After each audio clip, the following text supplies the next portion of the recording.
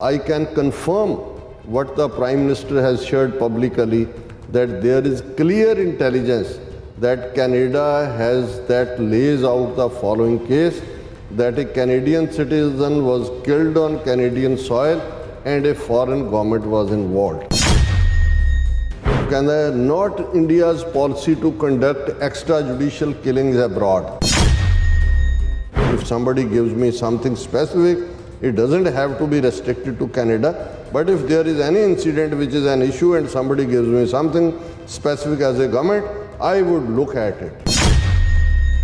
18 ਸਤੰਬਰ ਨੂੰ ਜਿਸ ਦਿਨ ਜਸਟਿਨ ਟਰੂਡੋ ਨੇ ਕੈਨੇਡੀਅਨ ਪਾਰਲੀਮੈਂਟ 'ਚ ਖਲੋ ਕੇ ਭਾਰਤ ਨੂੰ ਜਵਾਬਦੇਹ ਬਣਾਇਆ, ਉਸ ਨੂੰ ਦੋਸ਼ੀ ਦੱਸਿਆ, ਭਾਰਤੀ ਏਜੰਸੀਆਂ ਨੂੰ ਉਹਨਾਂ ਦੇ ਰਾਅ ਦੇ ਸਟੇਸ਼ਨ ਹੈੱਡ ਪਵਨ ਰਾਏ ਨੂੰ ਬਾਹਰ ਕੱਢਿਆ, ਜਿਹੜਾ ਉਹਨਾਂ ਦੇ ਫੋਰਨ ਮਿਨਿਸਟਰੀ ਦਾ ਜਿਹੜਾ ਰਿਸਪੌਂਸ ਸੀ ਕਿ ਇੰਡੀਆ ਤਾਂ ਸੇਫ ਸੈਂਚੁਰੀ ਹੈ ਦਹਿਸ਼ਤਗਰਦਾਂ ਦੀ, ਡਰੱਗ ਪੈਡਲਰਸ ਦੀ, ਮਾਫੀਏ ਦੀ। ਜਿਉਂ-ਜਿਉਂ ਇਹ ਸਾਰੇ ਕੇਸ ਦੀਆਂ ਪਰਤਾਂ ਖੁੱਲ੍ਹਦੀਆਂ ਚਲੀਆਂ ਗਈਆਂ, ਜਿਵੇਂ ਅਮਰੀਕਾ ਨੇ ਡਟ ਕੇ ਔਰ ਫਿਰ ਆਸਟ੍ਰੇਲੀਆ ਔਰ UK ਨੇ ਵੀ ਜਿਹੜਾ ਉਹ ਨਾਲ ਫੋਲੋ I-5 ਦਾ ਲਫ਼ਜ਼ ਸਾਹਮਣੇ ਆਇਆ ਕਿ ਭਾਈ ਇਹ ਸਾਰੀ ਕੰਟਰੀਜ਼ ਦੀ ਇੰਟੈਲੀਜੈਂਸ ਕੀ ਹੈ, ਅਤੇ ਹੌਲੀ ਜਿਹੜਾ ਇਹਨਾਂ ਦੇ ਦਿਮਾਗ ਨੂੰ ਗਊ ਮੂਤਰ ਦਾ ਨਸ਼ਾ ਚੜ੍ਹਿਆ ਹੋਇਆ ਸੀ, ਉਹ ਹੌਲੀ ਇਹਨਾਂ ਦੀ ਅਕਲ ਟਿਕਾਣੇ ਆਉਣੀ ਸ਼ੁਰੂ ਹੋਈ ਹੈ। ਬੌਬ ਰੇ ਐਂਬੈਸਡਰ ਕਹਿੰਦੇ ਨੇ ਕਿ ਵੀ ਜਦੋਂ ਮੈਂ ਆਪਣੀ ਸਪੀਚ ਕਰਕੇ ਹਟਿਆ ਅਤੇ ਫਿਰ ਸ਼ੀ ਪੁਲਡ ਮੀ ਅਸਾਈਡ, ਬੀਬੀ ਮੈਨੂੰ ਇੱਕ ਪਾਸੇ ਲੈ ਗਈ, to say it is important that we keep working together as the governments try to work out the situation that has to be worked on. I took some comfort from that कि मैनू ये सुन के बड़ा थोड़ा some comfort, थोड़ा सुकून मिले। I think that there is a room for diplomacy and I think we are going to see more room as we go forward. कि मैनू लगा कि भी हुण इन्हां दा दिमाग ठिकाणे है।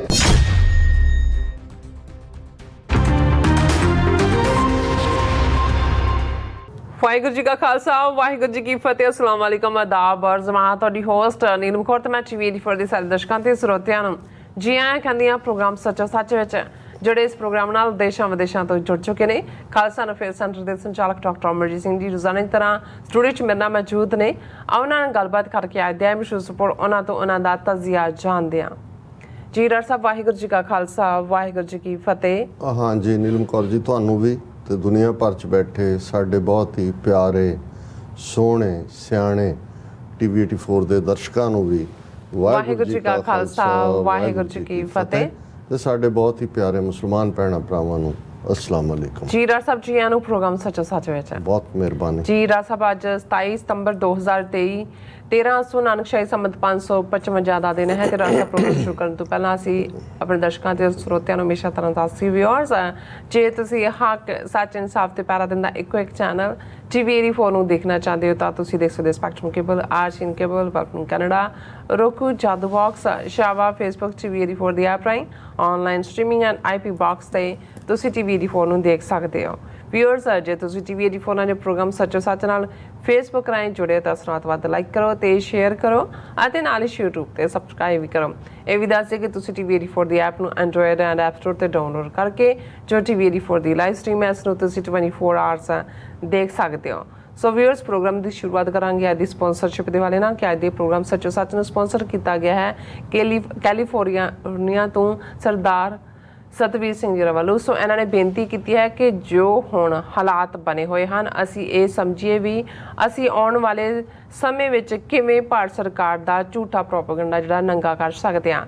ਇਹ ਸਾਡੇ ਲਈ ਬਹੁਤ ਜ਼ਰੂਰੀ ਹੈ ਕਿਉਂਕਿ ਇਹਨਾਂ ਮੁਲਕਾਂ ਦੇ ਜਿਹੜੇ ਬਿਜ਼ਨਸ ਇੰਟਰਸਟ ਅਤੇ ਹੋਰ ਸਟ੍ਰੈਟਜਿਕ ਇੰਟਰਸਟ ਹੁੰਦੇ ਹਨ, ਜੇ ਅਸੀਂ ਸਿਰ 'ਤੇ ਨਾ ਖੜੇ ਹੋਏ ਤਾਂ ਸਾਰਾ ਕੀਤਾ ਕਰਾਇਆ ਭੰਗ ਦੇ ਪਹਾੜੇ ਵਿੱਚ ਜਾਣਾ। ਸੋ ਆਪਣੇ ਆਪ ਨੂੰ ਮਜ਼ਬੂਤ ਕਰੀਏ। ਸੋ ਅੱਜ ਦੀ ਸਪਾਂਸਰਸ਼ਿਪ ਲਈ ਅਸੀਂ ਵੀ ਸਤਵੀਰ ਸਿੰਘ ਜੀ ਦਾ ਤਹਿ ਦਿਲ ਤੋਂ ਧੰਨਵਾਦ ਕਰਦੇ ਹਾਂ ਔਰ ਤੁਹਾਨੂੰ ਵੀ ਅਪੀਲ ਤੇ ਬੇਨਤੀ ਕਰਦੇ ਹਾਂ ਕਿ ਤੁਸੀਂ ਪ੍ਰੋਗਰਾਮ ਸੱਚੋ ਸੱਚ ਨੂੰ ਵੱਧ ਤੋਂ ਵੱਧ ਸਪਾਂਸਰ ਕਰੋ। ਸਪਾਂਸਰਸ਼ਿਪ ਲਈ ਤੁਸੀਂ ਸਾਨੂੰ ਕਾਲ ਕਰ ਸਕਦੇ ਹੋ ਸਾਡੇ ਫੋਨ ਨੰਬਰ ਤੇ 5166191984 ਤੇ ਸਾਨੂੰ ਸੇਮ WhatsApp ਵੀ ਕਰ ਸਕਦੇ ਹੋ, ਤੁਸੀਂ ਸਾਨੂੰ ਈਮੇਲ ਵੀ ਕਰ ਸਕਦੇ ਹੋ info@tv84.tv ਤੇ। ਸੋ ਵੀਰਸ, ਪਹਿਲੇ ਸੈਗਮੈਂਟ ਵਿੱਚ ਗੱਲਬਾਤ ਕਰਨ ਜਾ ਰਹੇ ਹਾਂ ਕਿ ਲਗਭਗ ਇੱਕ ਹਫ਼ਤਾ ਸ਼ੁਦਾਈਆਂ ਵਾਂਗ ਪੁੱਠੀਆਂ ਛਾਲਾਂ ਮਾਰਨ ਤੋਂ ਬਾਅਦ ਇਉਂ ਜਾਪਦਾ ਹੈ ਕਿ ਭਾਰਤੀ ਹਾਕਮਾਂ ਤੇ ਉਹਨਾਂ ਦੇ ਕਰਿੰਦਿਆਂ ਨੂੰ ਹੋਸ਼ ਆਉਣੀ ਸ਼ੁਰੂ ਹੋਈ ਹੈ। ਔਰ ਯੂਨਾਈਟਿਡ ਨੇਸ਼ਨਜ਼ ਵਿੱਚ ਕੈਨੇਡਾ ਦੇ ਅੰਬੈਸਡਰ ਬੌਬ ਰੇ ਨੇ ਕਿਹਾ ਹੈ ਕਿ UN ਵਿੱਚ ਇੰਡੀਆ ਦੀ ਅੰਬੈਸਡਰ ਰੁਚਰਾ ਕੰਬੋਜ ਉਸ ਨੂੰ ਮਿਲੀ ਅਤੇ ਇੱਕ ਪਾਸੇ ਲਿਜਾ ਕੇ ਕਹਿਣ ਲੱਗੀ ਕਿ ਗੱਲਬਾਤ ਰਾਹੀਂ ਨਿੱਜਰ ਮਰਡਰ ਕੇਸ ਦੇ ਮਸਲੇ ਨੂੰ ਹੱਲ ਕਰਦੇ ਹਾਂ। ਸੋ ਇਹ ਜਿਹਾ ਹੀ ਜਿਹੜਾ ਗੋਲਮੋਲ ਜਿਹੜਾ ਬਿਆਨ ਭਾਰਤ ਦੇ ਵਿਦੇਸ਼ ਮੰਤਰੀ ਐਸ ਜੈ ਸ਼ੰਕਰ ਨੇ ਵੀ ਦਿੱਤਾ। ਸੋ ਇਸ ਬਾਰੇ ਆਪਾਂ ਗੱਲਬਾਤ ਕਰਨ ਜਾ ਰਹੇ ਹਾਂ। ਸੋ ਅਸੀਂ ਚਾਹਾਂਗੇ ਕਿ ਤੁਸੀਂ ਇਸੇ ਤਰ੍ਹਾਂ ਬਣੇ ਰਹਿਣਾ। ਦੇਖਣ ਸੁਣਨ ਲਈ ਤੁਹਾਡਾ ਸਭ ਦਾ ਬਹੁਤ ਬਹੁਤ ਧੰਨਵਾਦ ਜੀ। ਰਾਜ ਸਾਹਿਬ ਕੀ ਵਿਚਾਰਾਂ ਨੇ? ਦੇਖੋ, ਸਭ ਤੋਂ ਪਹਿਲਾਂ ਤਾਂ ਅੱਜ ਦੇ ਪ੍ਰੋਗਰਾਮ ਨੂੰ ਸਪਾਂਸਰ ਕਰਨ ਲਈ ਅਸੀਂ ਵੀਰ ਸਤਬੀਰ ਸਿੰਘ ਕੈਲੀਫੋਰਨੀਆ ਉਹਨਾਂ ਦਾ ਸ਼ੁਕਰੀਆ ਅਦਾ ਕਰਦੇ ਜੀ। ਉਹਨਾਂ ਨੇ ਬਿਲਕੁਲ ਠੀਕ ਸੁਨੇਹਾ ਦਿੱਤਾ ਹੈ ਕਿ ਬਹੁਤ ਵਾਰ ਇੱਕ ਵਕਤੀ ਜਿਹੜਾ ਉਭਾਰ ਹੁੰਦਾ ਹੈ ਜਾਂ ਜਿਸ ਨੂੰ ਅੰਗਰੇਜ਼ੀ 'ਚ ਯੂਫੋਰੀਆ ਕਿਹਾ ਜਾਂਦਾ ਹੈ ਕਿ ਤੁਸੀਂ ਜਿਹੜਾ ਉਹ ਹੋ ਹੱਲੇ ਦੇ ਵਿੱਚ ਜਾਂਦੇ ਹੋ ਵੀ ਜਿੱਤ ਗਏ ਤੇ ਉਸ ਤੋਂ ਬਾਅਦ ਜਦੋਂ ਵਕਤ ਬੀਤਦਾ ਹੈ ਤੇ ਤੁਸੀਂ ਅਵੇਸਲੇ ਹੁੰਦੇ ਹੋ ਤੇ ਫਿਰ ਜਿਹੜਾ ਤੁਹਾਨੂੰ ਕਿਸੇ ਸਟੇਜ ਤੇ ਜਿੱਤ ਲੱਗ ਰਹੀ ਹੁੰਦੀ ਹੈ ਉਹ ਫਿਰ ਤੁਸੀਂ ਕੁਝ ਸਮਾਂ ਪਾ ਕੇ ਕਹਿੰਦੇ ਹੋ ਸਾਡੇ ਨਾਲ ਤਾਂ ਧੋਖਾ ਹੋ ਗਿਆ। ਸੋ ਅਸੀਂ ਸਮਝਦੇ ਹਾਂ ਕਿ ਵੀ ਪਹਿਲੀ ਗੱਲ ਇਹ ਬਿਲਕੁਲ ਉਹਨਾਂ ਨੇ ਠੀਕ ਕਹੀ। ਔਰ ਅੱਜ ਦੀ ਆਵਾਜ਼ ਰੇਡੀਓ ਪ੍ਰੋਗਰਾਮ ਜਿਸ ਦੇ ਸਮੂਹ ਲਿਸਨਰਸ ਨੂੰ ਸਰੋਤਿਆਂ ਨੂੰ ਮੈਂ TV 84 ਦੇ ਫਾਰਮੈਟ ਤੋਂ ਵੀ ਮੁਬਾਰਕਬਾਦ ਦੇਣਾ ਚਾਹੁੰਦਾ ਕਿਉਂਕਿ ਅੱਜ 27ਵੀਂ ਐਨੀਵਰਸਰੀ ਹੈ ਅੱਜ ਦੀ ਆਵਾਜ਼ ਦੀ ਕਿ ਅੱਜ ਤੋਂ ਠੀਕ 27 ਸਾਲ ਪਹਿਲਾਂ ਇਹ ਪ੍ਰੋਗਰਾਮ ਸ਼ੁਰੂ ਹੋਇਆ ਹੈ। ਬਹੁਤ ਬਹੁਤ ਵਧਾਈਆਂ ਜੀ। ਹਾਂ, ਉਸ ਖਿੱਤੇ ਦੇ ਵਿੱਚ ਜਿਹੜੀ ਰੇਡੀਓ ਵਰਲਡ ਸੀ ਉਹਦੇ ਵਿੱਚ ਪਾਇਨੀਅਰ ਸੁਖਵਿੰਦਰ ਸਿੰਘ ਹੰਸਰਾ ਸਨ, ਫਿਰ ਵੀਰ ਬਲਕਰਨ ਸਿੰਘ ਗਿੱਲ ਜਿਨ੍ਹਾਂ ਨੇ ਅੱਜ ਦੀ ਆਵਾਜ਼ ਸ਼ੁਰੂ ਕੀਤਾ ਔਰ ਕੁਝ ਸਮਾਂ ਬਾਅਦ ਫਿਰ ਵੀਰ ਸੁਖਦੇਵ ਸਿੰਘ ਗਿੱਲ ਜਿਹੜੇ 27 ਸਾਲ ਤੋਂ ਲਗਾਤਾਰਤਾ ਦੇ ਨਾਲ ਝੰਡਾ ਬਰਦਾਰ ਨੇ।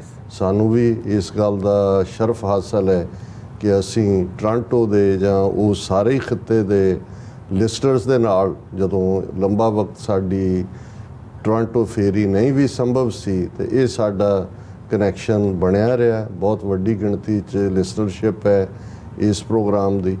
ਔਰ ਜਿੱਥੇ ਅਸੀਂ ਲਾਈਨ ਖਿੱਚ ਕੇ ਕਹਿੰਦੇ ਹਾਂ, ਜਿਵੇਂ ਕੱਲ੍ਹ ਪ੍ਰੋਟੈਸਟ ਦੇ ਵੇਲੇ ਭਾਈ ਬਲਾਕਾ ਸਿੰਘ ਜਿਨ੍ਹਾਂ ਨੂੰ ਤੁਸੀਂ ਇੰਟਰਵਿਊ ਕਰ ਰਹੇ ਸੀ ਉਹ ਕਹਿ ਰਹੇ ਸੀ ਜੀ ਕਿ ਵੀ TV ਚੈਨਲ ਤਾਂ ਬੜੇ ਨੇ ਲੇਕਿਨ ਜਦੋਂ ਪੰਥ ਦੀ ਖਾਲਿਸਤਾਨ ਦੀ ਗੱਲ ਜਾਂ ਦੂਜੀ ਆਉਂਦੀ ਹੈ ਫਿਰ ਸਿਵਾਏ TV 84 ਤੋਂ ਕੋਈ ਨਹੀਂ ਖੜਦਾ ਹੈ, ਸਭ ਦੌੜ ਜਾਂਦੇ। ਕਾਸ਼ ਮੈਜੋਰਿਟੀ ਨੂੰ ਇਸ ਗੱਲ ਦੀ ਸਮਝ ਆਏ ਤੇ ਜੇ ਸੱਚਮੁੱਚ ਸਮਝ ਆਏ ਫਿਰ ਅਸੀਂ ਗੁਰਦੁਆਰਿਆਂ ਦੇ ਪਲੇਟਫਾਰਮ ਦੂਸਰਿਆਂ ਦੇ ਲਈ ਨਾ ਛੱਡੀਏ ਕਿ ਜੀ ਉਹਨਾਂ ਨੂੰ ਅਸੀਂ ਪਜ਼ੀਰਾਈ ਦੇਣੀ ਹੈ ਤੇ TV 84 ਦੀ ਵਾਰੀ ਜਦੋਂ ਆਉਂਦੀ ਹੈ ਤਾਂ ਫਿਰ ਇਹ ਹੋਏ ਜੀ ਮੇਰੀ ਵਾਰੀ ਆਈ ਪਤੀਲਾ ਖੜਕੇ ਉਦੋਂ ਪਤੀਲੇ ਖੜਕਾਉਣ ਲੱਗ ਜਾਓ। ਸੋ ਅਸੀਂ ਸਮਝਦੇ ਹਾਂ ਕਿ ਵੀ ਅੱਜ ਦੀ ਆਵਾਜ਼ ਪ੍ਰੋਗਰਾਮ ਨੇ ਵੀ 27 ਸਾਲ ਔਰ ਇਹਦੇ 'ਚ ਕੋਈ ਸ਼ੱਕ ਨਹੀਂ ਹੈ ਕਿ ਉਹਨਾਂ ਦੀ ਇੰਟੈਗਰਿਟੀ, ਉਹਨਾਂ ਦੀ ਹਿੰਮਤ ਔਰ ਉਹਨਾਂ ਦੀ ਕਮਿਟਮੈਂਟ ਇਸ ਦੀ ਬਦੌਲਤ ਹੀ ਹੈ ਕਿ ਉਹਨਾਂ ਦੇ ਕੋਲ ਸਪਾਂਸਰਸ਼ਿਪਸ ਵੀ ਨੇ, ਐਡਸ ਵੀ ਨੇ ਔਰ ਇਹ ਪ੍ਰੋਗਰਾਮ ਉਹਨਾਂ ਦਾ ਜਿਹੜਾ ਹੈ ਉਹ ਸੈਲਫ ਜਿਹੜਾ ਉਹ ਰਿਲਾਇੰਟ ਹੈ ਆਪਣੇ ਰਿਸੋਰਸਿਸ ਦੇ ਉੱਤੇ। ਔਰ ਉਹਦੇ 'ਚ ਵੀ ਮੈਂ ਇਹ ਗੱਲ ਕਹੀ ਸੀ ਕਿ ਵੀ ਬਹੁਤ ਵਾਰ ਜਿਹੜਾ ਸਾਡਾ ਕੌਮੀ ਸੁਭਾਅ ਹੈ ਉਹ ਬੱਲੇ ਬੱਲੇ ਵਾਲਾ ਹੈਗਾ। ਅਸੀਂ ਕਿਸੇ ਵੀ ਸਿਚੁਏਸ਼ਨ ਤੇ ਇੱਕਦਮ ਜਿਹੜਾ ਉਹ ਬੱਲੇ ਬੱਲੇ ਕਰਦੇ ਪਰ ਫਿਰ ਕੋਈ ਲੰਬੇ ਵਕਤ ਦੀ ਪਲੈਨਿੰਗ ਜਾਂ ਉਹਨੂੰ ਸਸਟੇਨ ਕਰਨ ਲਈ ਜਾਂ ਉਸ ਦੇ ਹਾਨ ਲਾਭ ਵਿਚਾਰਨ ਦੀ ਜਿਹੜੀ ਹੈ ਉਹ ਸਾਡੀ ਬੌਧਿਕਤਾ ਨਹੀਂ ਹੁੰਦੀ। ਨਤੀਜੇ ਦੇ ਤੌਰ ਤੇ ਫਿਰ ਜਦੋਂ ਕੁਝ ਗਲਤ ਹੁੰਦਾ ਫਿਰ ਅਸੀਂ ਬਲੇਮ ਗੇਮ ਵੀ ਬੜੀ ਕੁਇਕਲੀ ਕਰਦੇ ਹਾਂ। ਇਸ ਲਈ ਸਾਡੇ ਬਾਰੇ ਇਹ ਕਿਹਾ ਜਾਂਦਾ ਹੈ ਖਾਸ ਤੌਰ ਤੇ ਪੰਜਾਬ ਦੇ ਇਨ ਜਨਰਲ ਔਰ ਸਿੱਖ ਕੌਮ ਬਾਰੇ ਪਾਰਟਿਕੂਲਰ ਕਿ ਵੀ ਜਦੋਂ ਮਰਜ਼ੀ ਜਿਹੜਾ ਉਹ ਹਾਥੀ ਤੇ ਚੜਾ ਦਿੰਦੇ ਨੇ, ਛਤਰ ਬਣਾ ਦਿੰਦੇ ਨੇ, ਹਾਥੀ ਤੇ ਚੜਾ ਕੇ ਛਤਰ ਚਲਾਇਆ ਹੁੰਦਾ ਤੇ ਪਤਾ ਨਹੀਂ ਕਦੋਂ ਛੱਛੇ ਨੂੰ ਸਿਹਾਰੀ ਲਾ ਦੇਣੀ ਹੁੰਦੀ ਹੈ, ਛਤਰ ਦਾ ਚਿੱਤਰ ਬਣਾ ਦਿੰਦੇ ਨੇ ਔਰ ਫਿਰ ਉਹਨੂੰ ਜਿਹੜਾ ਉਹ ਘਰੇ ਵੀ ਛੱਡ ਕੇ ਆਉਂਦੇ ਨੇ ਵੀ ਮੁੜ ਕੇ ਕਿਤੇ ਨਿਕਲੇ ਨਾ, ਇਸ ਕਿਸਮ ਦਾ। ਸੋ ਇਹਦੇ 'ਚ ਇੱਕ ਗੱਲ ਬਿਲਕੁਲ ਔਰ ਇਸ ਦੇ ਨਾਲ ਇੱਕ ਜਿਹੜਾ ਜਿਹਨੂੰ ਅਸੀਂ ਕੰਸਪੀਰੇਸੀ ਥਿਊਰੀ ਕਹਿੰਦੇ ਹਾਂ ਅਮਰੀਕਾ ਜਦੋਂ ਔਰ ਇੱਕ ਸਾਡੇ ਕਲਚਰ ਦੇ ਵਿੱਚ ਸ਼ਰੀਕਾਬਾਜ਼ੀ ਤਾਂ ਹੈ ਹੀ ਹੈ ਤੇ ਜਦੋਂ ਅਸੀਂ ਸ਼ਰੀਕ ਕੋਈ ਭਲੀ ਆਫਰ ਵੀ ਲੈ ਕੇ ਆਉਂਦਾ ਜਾਂ ਭਲੀ ਗੱਲ ਵੀ ਕਰਦਾ ਤਾਂ ਸਾਨੂੰ ਲੱਗਦਾ ਵੀ ਇਹਦੇ ਪਿੱਛੇ ਕੋਈ ਸਾਜ਼ਿਸ਼ ਹੋਣੀ ਹੈ, ਦੇਖੋ ਕੀ ਹੈ। ਸੋ ਉਹ ਸਾਡੇ ਇੱਕ ਸੁਭਾਅ ਦਾ ਵੀ ਹਿੱਸਾ ਬਣ ਗਿਆ ਹੋਇਆ। ਇਸ ਲਈ ਜਦੋਂ ਕੋਈ ਪੋਜ਼ਿਟਿਵ ਚੀਜ਼ ਵੀ ਵਾਪਰ ਰਹੀ ਹੁੰਦੀ ਹੈ ਤੇ ਉਦੋਂ ਵੀ ਸਾਨੂੰ ਲੱਗ ਰਿਹਾ ਹੁੰਦਾ ਵੀ ਇਹਦੇ ਪਿੱਛੇ ਕੋਈ ਨਾ ਕੋਈ ਖੇਡ ਹੈ। ਔਰ ਖ਼ਾਸ ਤੌਰ ਤੇ ਜੇ ਤੁਸੀਂ ਕਾਮਰੇਡੀ ਸੁਭਾਅ ਦੇ ਲੋਕ ਜਿਹੜੇ ਅਮਰੀਕਾ ਕੈਨੇਡਾ ਜਾਂ YouTube ਚੈਨਲਾਂ ਤੇ ਬੈਠੇ ਨੇ ਜਾਂ ਪੰਜਾਬ 'ਚ ਬੈਠੇ ਨੇ, ਉਹਨਾਂ ਦਾ ਪਿਛਲੇ 10 ਦਿਨ ਦਾ, ਜੇ ਅਸੀਂ 18 ਸਤੰਬਰ ਤੋਂ ਅੱਜ 27 ਸਤੰਬਰ ਦੀ ਗੱਲ ਕਰ ਰਹੇ ਹਾਂ, ਆਲਮੋਸਟ 9 ਦਿਨ ਨੇ, ਦੇਖੋਗੇ ਤੇ ਉਹ ਇਹਨੂੰ ਵੱਡੀ ਸਾਜ਼ਿਸ਼, ਬਿਗ ਪਾਵਰਸ ਦੀ ਸਾਜ਼ਿਸ਼, ਇਹ ਸਿੱਖਾਂ ਨੂੰ ਫੇਰ ਵਰਤਣਾ ਚਾਹੁੰਦੇ ਨੇ। ਪਹਿਲਾਂ ਅੰਗਰੇਜ਼ਾਂ ਨੇ ਵਰਤਿਆ, ਫਿਰ ਇਹ ਨਹੀਂ ਕਹਿਣਗੇ ਕਿ ਇਹ ਹਿੰਦੂਆਂ ਨੇ ਵਰਤਿਆ ਔਰ ਵਰਤ ਰਹੇ ਨੇ, ਉੱਥੇ ਚੁੱਪ ਹੋ ਜਾਣਗੇ ਹਾਂਜੀ, ਪਰ ਇਹ ਕਹਿਣਗੇ ਵੱਡੀ ਸਾਜ਼ਿਸ਼, ਇਹ ਸਰਮਾਏਦਾਰ, ਇਹ ਜਗੀਰੂ, ਇਹ ਫਲਾਣੇ, ਇਹ ਟਿਮਕੇ, ਅਸੀਂ ਕਾਮਨ ਵਰਗ ਸਾਨੂੰ, ਉਹ ਇਸ ਕੰਮ ਤੇ ਲੱਗੇ ਹੋਏ ਨੇ ਕਿ ਜੀ ਇਹ ਅਮਰੀਕਾ ਦੀ ਔਰ ਦੂਜਿਆਂ ਦੀ ਵੱਡੀ ਸਾਜ਼ਿਸ਼ ਹੈ। ਦੇਖੋ, ਤੇ ਇੱਕ ਜਿਹੜੇ ਅੱਖਾਂ ਬੰਦ ਕਰਕੇ ਕਹਿੰਦੇ ਨੇ ਜੀ ਲਓ ਜੀ ਹੁਣ ਤਾਂ ਅਮਰੀਕਾ ਨੇ ਜਿਹੜਾ ਉਹ ਫੜ ਲਿਆ ਧੌਣ ਤੋਂ, ਸ਼ਾਹਰਾਗ ਫੜ ਲਈ ਹੈ, ਹੁਣ ਖਾਲਿਸਤਾਨ ਅਮਰੀਕਾ ਬਣਾ ਕੇ ਦਊਗਾ ਕਿਉਂਕਿ ਅਮਰੀਕਾ ਦੀ ਲੋੜ ਹੈ ਉਸ ਖਿੱਤੇ ਦੇ ਵਿੱਚ ਬਣਾ। ਉਹ ਵੀ ਉਨੇ ਹੀ ਗਲਤ ਨੇ ਜਿੰਨੇ ਸਾਜ਼ਿਸ਼ੀ ਸੁਭਾਅ ਵਾਲੇ ਨੇ। ਇੱਕ ਗੱਲ ਜਿਹੜੀ ਸਾਨੂੰ ਨਿੱਜੀ ਜ਼ਿੰਦਗੀ 'ਚ ਵੀ ਇਹ ਗੁਰੂ ਸਾਹਿਬ ਨੇ ਜਦੋਂ ਯਾਦ ਦਹਾਨੀ ਕਰਵਾਈ ਕਿ ਜਾਨ ਲਿਹੋ ਮਨ ਮਾਹੀ ਪ੍ਰੀਤਮ, ਜਾਨ ਲਿਹੋ ਮਨ ਮਾਹੀ, ਆਪਣੇ ਸੁਖ ਸਿਓ ਹੀ ਜਗ ਫਾਧਿਓ, ਕੋ ਕਾਹੂ ਕੋ ਨਾਹੀ, ਕਿ ਜਿੰਨੇ ਵੀ ਰਿਸ਼ਤੇ ਨੇ ਉਹਦੇ ਜੀਵਨ, ਗੁਰੂ ਸਾਹਿਬ ਨੇ ਮਾਂ-ਬਾਪ, ਭੈਣ ਭਰਾ, ਜਿਨ੍ਹਾਂ ਨੂੰ ਅਸੀਂ ਬਹੁਤ ਵਾਰ ਸੈਲਫਲੈਸ ਰਿਸ਼ਤੇ ਕਹਿੰਦੇ, ਉਹਨਾਂ 'ਚ ਵੀ ਹਿੱਤ ਜੁੜਿਆ ਹੁੰਦਾ। ਹੁਣ ਜੇ ਕਿਸੇ ਮਾਂ ਦੇ 3 ਪੁੱਤਰ ਨੇ, 2 ਨਿਕੰਮੇ ਨੇ, ਇੱਕ ਜਿਹੜਾ ਕਮਾ ਕੇ ਲਿਆਂਦਾ ਹੈ ਉਹ ਉਹਨੂੰ ਚੰਗਾ, ਮਾਂ ਪਿਓ ਨੂੰ ਚੰਗਾ ਲੱਗਦਾ, ਉਹ ਦੂਜਿਆਂ ਨੂੰ ਲੱਗਦਾ ਵੀ ਇਹ ਤਾਂ ਵਿਹਲੜ ਬੈਠੇ ਖਾ ਰਹੇ ਨੇ। ਹੁਣ ਪੁੱਤਰ ਤਾਂ ਇੱਕੋ ਹੀ ਨੇ, ਸੋ ਉਹਦੇ 'ਚ ਵੀ ਤੁਹਾਡਾ ਐਲੀਮੈਂਟ ਸੁੱਖ ਦਾ ਤਾਂ ਆ ਗਿਆ ਕਿ ਬਈ ਤੁਹਾਨੂੰ ਜਿਹੜਾ ਕੋਈ ਕਮਾ ਕੇ ਦੇ ਰਿਹਾ, ਜਾਂ ਹਾਲਾਂ ਭਾਵੇਂ ਫਰਜ਼ ਹੀ ਅਦਾ ਕਰ ਰਿਹਾ ਪੁੱਤਰ ਦੇ ਤੌਰ ਤੇ, ਕੋਈ ਆਸਾਨ ਨਹੀਂ ਕਰ ਰਿਹਾ। ਤੇ ਜਦੋਂ ਸਾਡੇ ਨਿੱਜੀ ਰਿਸ਼ਤੇ ਵੀ ਉਸ ਹਿੱਤ ਨਾਲ ਜੁੜੇ ਹੁੰਦੇ ਨੇ, ਤੇ ਜਦੋਂ ਅਸੀਂ ਕੌਮਾਂ ਜਾਂ ਨੇਸ਼ਨਸ ਦੀ ਗੱਲ ਕਰਦੇ ਹਾਂ, ਅਸੀਂ ਕਿਉਂ ਤਵੱਕੋ ਕਰਦੇ ਹਾਂ ਜੀ ਕੋਈ ਸਾਨੂੰ ਜਿਹੜਾ ਉਹ ਉਹਦੇ 'ਚ ਟਰੇ 'ਚ ਰੱਖ ਕੇ ਰਾਜ ਭਾਗ ਦੇਗਾ, ਕੋਈ ਸਾਡਾ, ਕਿਉਂਕਿ ਅਸੀਂ ਬਹੁਤ ਸਚਿਆਰੇ ਹਾਂ ਇਸ ਲਈ। ਕੋਈ ਇਵੇਂ ਨਹੀਂ ਹੁੰਦਾ ਦੁਨੀਆ ਦੇ ਵਿੱਚ। ਹਰ ਜਿਹੜਾ ਰਿਸ਼ਤਾ ਹੈ ਪਰਸਨਲੀ ਵੀ, ਕੌਮਾਂ ਦੀ ਜ਼ਿੰਦਗੀ 'ਚ ਵੀ ਔਰ ਨੇਸ਼ਨਸ ਦੇ ਵਿੱਚ ਵੀ, ਉਹ ਹਾਣ ਦੇ ਹਿੱਤ ਨਾਲ, ਉਹਨੂੰ ਤੁਸੀਂ ਵੈਸਟਡ ਇੰਟਰਸਟ ਕਹੋ, ਪਰਸਨਲ ਇੰਟਰਸਟ ਕਹੋ, ਸਟ੍ਰੈਟੇਜਿਕ ਇੰਟਰਸਟ ਕਹੋ, ਫਾਈਨੈਂਸ਼ੀਅਲ ਇੰਟਰਸਟ ਕਹੋ, ਜਾਂ ਕਈ ਵਾਰ ਉਹ ਸ਼ੇਅਰਡ ਵੈਲਿਊਜ਼ ਦਾ ਜੁਮਲਾ ਇਸਤੇਮਾਲ ਕਰਦੇ। ਜਿਹੜਾ ਕੱਲ੍ਹ ਤੱਕ ਇੰਡੀਆ ਤੇ ਅਮਰੀਕਾ ਵਾਲੇ ਕਹਿੰਦੇ we have shared values, you are also democracy, we are also democracy. ਇੱਕ ਨੇ ਕਿਹਾ there are no shared values, you can say shared interest, ਕਿ ਹਿੱਤ ਨੇ ਵੀ ਇੰਡੀਆ ਨੂੰ ਵੀ ਚੀਨ ਅਖਰਦਾ, ਤੁਹਾਨੂੰ ਵੀ ਅਖਰਦਾ, ਔਰ ਤੁਹਾਨੂੰ ਲੱਗਦਾ ਸੀ ਕਿ ਵੀ ਉਹਨੂੰ ਅਸੀਂ ਨਿਊਟਰਲਾਈਜ਼ ਕਰਨ ਦੇ ਲਈ ਕਰ ਰਹੇ। ਸੋ ਇਹ ਗੱਲ ਬਿਲਕੁਲ ਸਮਝਣੀ ਹੋਏਗੀ। ਔਰ ਸਾਡੇ ਲਈ ਵੀ, ਜਦੋਂ ਅਸੀਂ ਹੁਣ ਤੱਕ ਵੀ, ਮੈਨੂੰ ਕਦੇ ਮੈਂ ਇਹਦੇ ਤੋਂ ਜਿਹੜਾ ਡੈਟਰ ਨਹੀਂ ਕੀਤਾ, 30 ਸਾਲ ਤੋਂ ਜਿਹੜਾ ਮੇਰਾ ਆਰਗੂਮੈਂਟ ਰਿਹਾ, ਜਿੱਥੇ ਮੈਨੂੰ ਮੌਕਾ ਮਿਲਿਆ law makers, opinion makers, decision makers ਨਾਲ, ਅਸੀਂ ਇਸ ਪਾਰਟ ਦੇ ਉੱਤੇ ਹੀ ਐਡਵੋਕੇਸੀ ਕੀਤੀ ਹੈ ਕਿ ਦੇਖੋ, ਇੰਡੀਆ ਔਰ ਪਾਕਿਸਤਾਨ ਇੱਕ ਹਿੰਦੂ ਮੈਜੋਰਿਟੀ ਮੁਲਕ, ਜਿਹੜਾ ਹੁਣ ਬਿਲਕੁਲ ਹੀ ਹਿੰਦੂ ਰਾਸ਼ਟਰ ਦੇ ਨੇੜੇ ਆ ਗਏ ਨੇ। ਪਾਕਿਸਤਾਨ ਜਿਹੜਾ ਜਿਹਦੀ ਬੁਨਿਆਦ ਹੀ ਇਸਲਾਮ ਹੈ, ਬਣਿਆ ਇਸਲਾਮ ਦੇ ਸਿਰ ਤੇ। 1000 ਸਾਲ ਦੀ ਇਹਨਾਂ ਦੀ ਹੌਸਟਿਲਿਟੀ ਹੈ। ਇੱਕ ਦੇ ਹੱਥ ਦਾ ਛੋਇਆ ਪਾਣੀ ਦੂਜਾ ਪੀ ਨਹੀਂ ਸਕਦਾ, ਇੱਕ ਨੇ ਇੱਕ ਨੂੰ ਮਲੇ ਚਲਾਉਂਦੇ ਆ, ਦੂਜੇ ਨੇ ਕਾਫਰ ਲਾਉਂਦੇ ਆ। ਉਹਨਾਂ ਨੇ ਉਹ ਸਾਰੇ ਨੂੰ, ਇਹਨਾਂ ਨੂੰ ਜੋ ਮਰਜ਼ੀ ਤੁਸੀਂ ਕਰ ਲਓ, ਇਹ ਨਹੀਂ। ਇਸੇ ਲਈ ਜਿਹੜਾ 1000 ਸਾਲ ਤੋਂ ਜ਼ਿਆਦਾ ਦੀ ਸਾਂਝ ਸੀ, ਤੇ ਕਿਉਂ 47 ਦੇ ਵਿੱਚ ਫਿਰ ਡਿਵੀਜ਼ਨ ਹੋਈ ਦਾ ਮਤਲਬ ਇਹ ਹੈ, ਜਿਹਨੂੰ ਇਹਨਾਂ ਨੇ ਵੀ ਸਾਵਰਕਰ ਨੇ 2 ਨੇਸ਼ਨ ਦੇ ਥੱਲੇ ਹਿੰਦੂਤਵਾ ਔਰ ਦੂਜਾ ਕੀਤਾ ਕਾਇਦ ਆਜ਼ਮ ਨੇ ਉਸ ਦੇ ਉੱਤੇ ਹੀ, ਕਿਉਂਕਿ ਉਹਨਾਂ ਨੇ ਨਫ਼ਰਤ ਦੇਖ ਲਈ ਕਿ ਵੀ ਇਹ ਰਹਿ ਨਹੀਂ ਸਕਦੇ। ਹੁਣ ਤੀਸਰਾ ਫੈਕਟਰ ਵਿੱਚ ਚੀਨ ਵੜ ਜਾਂਦਾ ਹੈ। ਹਾਲਾਂ ਚਾਈਨਾ ਬਾਈ ਡਿਜ਼ਾਈਨ ਜਾਂ ਉਹਨਾਂ ਦੀ ਬਾਈ ਹਿਸਟਰੀ ਉਹ ਕੋਈ ਐਕਸਪੈਂਸ਼ਨਸ ਨਹੀਂ ਨੇ। ਉਹਨਾਂ ਨੇ ਉਹ ਆਪਣੀ ਟੈਰੀਟਰੀ ਦੇ ਲਈ ਬੜੇ ਪਾਰਟਿਕੂਲਰ ਹੁੰਦੇ ਨੇ, ਇਸ ਲਈ ਨਾ ਤਿੱਬਤ ਨੇ ਤਾਈਵਾਨ ਤੇ ਆਪਣਾ ਦਾਅਵਾ ਛੱਡਿਆ, ਨਾ ਉਹਨਾਂ ਨੇ ਹਾਂਗਕਾਂਗ, ਜਿਵੇਂ ਉਹਨਾਂ ਨੇ ਅੰਗਰੇਜ਼ਾਂ ਦੇ ਗਲ 'ਚ ਅੰਗੂਠਾ ਦੇ ਕੇ ਜਿਹੜੀ ਟ੍ਰੀਟੀ ਸੀ 100 ਸਾਲਾ, ਉਹ 1997 ਜਾਂ 96 'ਚ ਹਾਂਗਕਾਂਗ ਉਹਨਾਂ ਤੋਂ ਵਾਪਸ ਲਿਆ। ਹੁਣ ਉਹ ਤਾਈਵਾਨ ਦੇ ਉੱਤੇ, ਜਾਂ ਜਿਵੇਂ ਉਹਨਾਂ ਨੇ ਤਿੱਬਤ ਲਿਆ, ਇਸੇ ਤਰ੍ਹਾਂ ਜਦੋਂ ਉਹ 5 ਫਿੰਗਰਸ ਆਪਣੀ ਹਿਸਟਰੀ ਓਰੀਐਂਟਡ ਨੇ, ਉਹ ਕਹਿੰਦੇ ਨੇ ਉਹਨਾਂ ਦੇ ਉੱਤੇ ਸਿੱਕਮ, ਭੂਟਾਨ ਔਰ ਅਰੁਣਾਚਲ ਪ੍ਰਦੇਸ਼, ਜਿਹਨੂੰ ਸਾਊਥ ਤਿੱਬਤ ਕਹਿੰਦੇ ਨੇ। ਸੋ ਉਹ ਬੜੇ ਕਲੀਅਰ ਨੇ ਇਸ ਮਾਮਲੇ ਦੇ ਵਿੱਚ। ਤੇ ਕਿਉਂਕਿ ਇੰਡੀਆ ਨੇ, ਔਰ ਜ਼ਾਹਰ ਹੈ ਉੱਥੇ ਕਮਿਊਨਿਜ਼ਮ ਹੈ, ਇੱਕ ਲਿਬਰਲ ਫਾਈਨੈਂਸ਼ੀਅਲ ਪਾਰਟ ਉਹਨਾਂ ਨੇ ਜ਼ਰੂਰ ਕੀਤਾ ਹੈ, ਪਰ ਉਹਨਾਂ ਦੀ ਇੱਕ ਆਪਣੀ ਸਿਵਲਾਈਜੇਸ਼ਨ ਹੈ। ਔਰ ਉਹ ਕਦੇ ਵੀ ਉਹ ਆਪਣੇ ਆਪ ਨੂੰ ਮਿਡਲ ਕਿੰਗਡਮ ਕਹਿੰਦੇ ਨੇ। ਮਿਡਲ ਕਿੰਗਡਮ ਦਾ ਮਤਲਬ ਇਹ ਹੈ ਵੀ ਇੱਕ ਹੈਵਨ ਹੈ, ਇੱਕ ਅਰਥ ਹੈ, ਅਸੀਂ ਉਹਦੇ ਵਿਚਕਾਰ ਹੈ। ਤੋ ਉਹ ਕਦੇ ਵੀ ਉਹਨਾਂ ਨੂੰ ਇਹ ਜੇ ਇੰਡੀਆ ਸਮਝੇ ਕਿ ਜੀ ਅਸੀਂ ਉਹਨਾਂ ਦੇ ਨਾਲ ਬਰਾਬਰੀ ਦੇ ਥੱਲੇ ਜਾਂ ਉਹਨਾਂ ਨੂੰ ਉਹ ਵੀ ਟਕਰਾ ਹੈ। ਔਰ ਤਿੰਨੋਂ ਹੀ ਇਹ ਤਾਕਤਾਂ ਜਿਹੜੀਆਂ ਨੇ ਚਾਈਨਾ, ਪਾਕਿਸਤਾਨ ਔਰ ਇੰਡੀਆ ਨਿਊਕਲੀਅਰ ਹੋ ਗਈਆਂ। ਹੁਣ ਇਹਨਾਂ ਦਾ ਔਰ ਦੁਨੀਆ 'ਚ ਭਾਵੇਂ ਨਿਊਕਲੀਅਰ ਕਲੱਬ ਦੇ ਵਿੱਚ 7-8 ਦੇਸ਼ ਮੈਂਬਰ ਨੇ, ਨਾਰਥ ਕੋਰੀਆ ਵੀ ਹੈ, ਇਜ਼ਰਾਈਲ ਵੀ ਹੈ, 5 ਤਾਂ ਹੈ ਹੀ ਨੇ ਨਿਊਕਲੀਅਰ ਬ੍ਰਹਿਮਨਸ। ਲੇਕਿਨ ਜਿਹੜੇ 5 ਨਿਊਕਲੀਅਰ ਬ੍ਰਹਿਮਣ ਨੇ ਇਹ ਕੋਈ ਇੱਕ ਦੂਜੇ ਦੇ ਨੇੜੇ ਲੈਂਡ ਬਾਰਡਰ ਨਹੀਂ ਲੱਗਦਾ ਹੈ, ਵਿੱਚ ਸਮੁੰਦਰ ਲੱਗਦਾ ਨੇ ਇੱਕ ਦੂਜੇ ਤੋਂ ਦੂਰਦਾਰ ਜਾ ਕੇ। ਔਰ ਯੂਰਪ ਵਾਲੀਆਂ ਦਾ ਤਿੰਨੋਂ ਹੀ ਪਾਵਰ ਜਿਹੜੀਆਂ ਨੇ ਉਹ ਇੱਕ ਦੂਜੇ ਦੇ ਨਾਲ, ਜੇ ਬ੍ਰਿਟਨ ਹੈ ਜਾਂ ਫਰਾਂਸ ਹੈ, ਉਹਨਾਂ ਦਾ ਤਾਂ ਵੈਸੇ ਹੀ ਜਿਹੜਾ ਉਹ ਇੱਕੋ ਹੀ ਪਲੰਘ ਦੇ ਉੱਤੇ ਨੇ।